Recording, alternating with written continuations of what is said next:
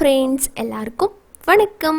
இன்றைக்கி நம்ம நிக்கிஸ் கிச்சனில் குழந்தைகளுக்கெல்லாம் ரொம்ப பிடிச்சமான டோரா கேக், அதுவும் கோதுமை மாவு யூஸ் பண்ணி முட்டை அவன் பேக்கிங் பவுடர்லாம் இல்லாமல் ரொம்ப சுலபமாக எப்படி செய்கிறது, அதுக்கான அளவுகள் என்னென்ன அப்படிங்கிறத டீட்டெயிலாக சொல்லியிருக்கேன். வாங்க பார்க்கலாம்.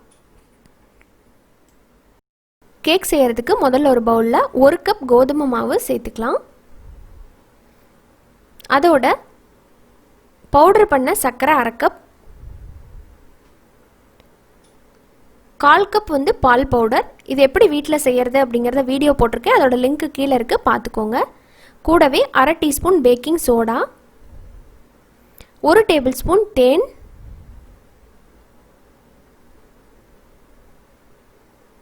3/4 கப் அளவுக்கு பால் எடுத்திருக்கேன். கொஞ்சம் கொஞ்சமாக சேர்த்துட்டு இதை நல்லா கட்டி இல்லாமல் ஸ்மூத்தான பேட்டராக இதை மிக்ஸ் பண்ணி எடுத்துக்கலாம்.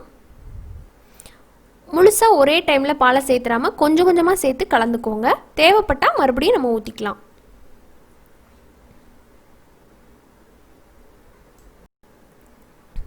இப்போ 3/4 கப் பாலையுமே நான் ஊற்றிட்டேன். ஆனாலும் எனக்கு இன்னும் பால் பத்தலை. ஸோ இன்னொரு 1/4 கப் எடுத்து அதையும் கொஞ்சம் கொஞ்சமாக ஊற்றிக்கிறேன்.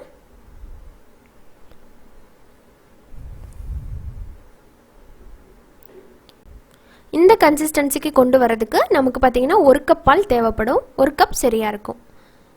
அடுத்ததான் இதில் கொஞ்சம் வாசனைக்காக ஒரு 1/4 டீஸ்பூன் அளவுக்கு வெண்ணிலா எசன்ஸ் சேர்த்துக்க போகிறேன். இது இருந்தால் சேர்த்துக்கலாம், அப்படி இல்லைன்னா தேவையில்லை. சேர்த்து மிக்ஸ் பண்ணி விட்டுருங்க.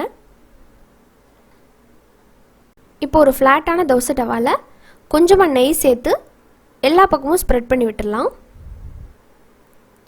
இப்போ நம்ம பேட்டர்லேருந்து கொஞ்சமாக எடுத்து ஊற்றிடுங்க. தோசை ஊற்றுற மாதிரி ஊற்றக்கூடாது, ஒரு பக்கமாக அப்படியே ஊற்றிட்டு நம்ம மூடி போட்டுறணும். இப்போ ஒரு சைடு வெந்திருக்கும். 1 நிமிஷம் ஒரு சைடு வேக வச்சா போதும்.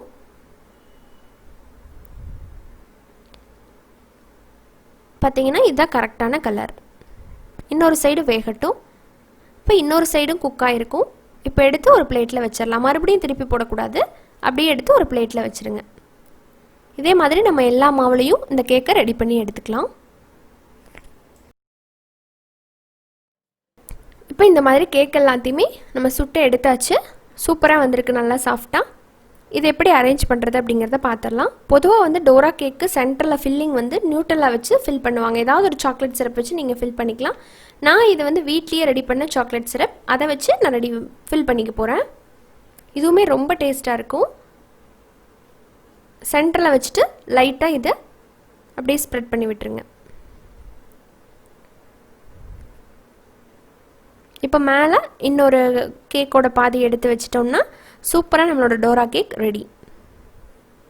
அடுத்தடுத்த பீஸையே நம்ம இதே மாதிரி போட்டு கேக் ரெடி பண்ணிட வேண்டிதான். இப்போ இதை நம்ம கட் பண்ணிடலாம். சூப்பராக நல்லா ஸ்மூத்தாக இருக்குது. மைதா மாவில் பண்ணுறதை விட நல்லா இருக்குது.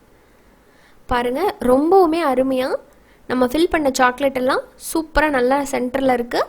செம டேஸ்ட்டாக நல்லா ஸ்பாஞ்சியாக டோரா கேக் ரெடி. இந்த மெத்தடில் உங்கள் குட்டீஸுக்கு நல்லா சத்தான இந்த டோரா கேக்கு செஞ்சு கொடுங்க. அவங்க வீட்டில் இருக்கிறதுனால அடிக்கடி ஏதாவது ஸ்நாக்ஸ் கேட்பாங்க இல்லைங்களா? இந்த மாதிரி ஒரு நாளைக்கு செஞ்சு கொடுத்துட்டு உங்களோட ஃபீட்பேக் எப்படி இருக்குது, அது எந்த மாதிரி வந்துச்சு அப்படிங்கிறதையும் என் கூட ஷேர் பண்ணிக்கோங்க. இதில் ஏதாவது டவுட் இருந்ததுன்னா கமெண்ட் பண்ணுங்கள். இந்த வீடியோ உங்களுக்கு பிடிச்சிருந்ததுன்னா மறக்காமல் நம்ம சேனல் நிக்கிஸ் கிச்சனுக்கு லைக் பண்ணுங்கள். உங்கள் ஃப்ரெண்ட்ஸ் அண்ட் ரிலேட்டிவ்ஸோட நிறைய ஷேர் பண்ணுங்கள்.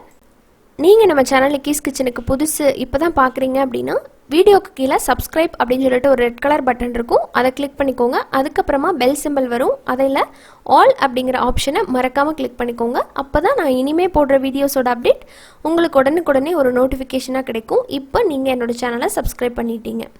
இன்னொரு இன்ட்ரெஸ்டான ரெசிபியோட மீண்டும் சந்திக்கலாம். நன்றி, வணக்கம்.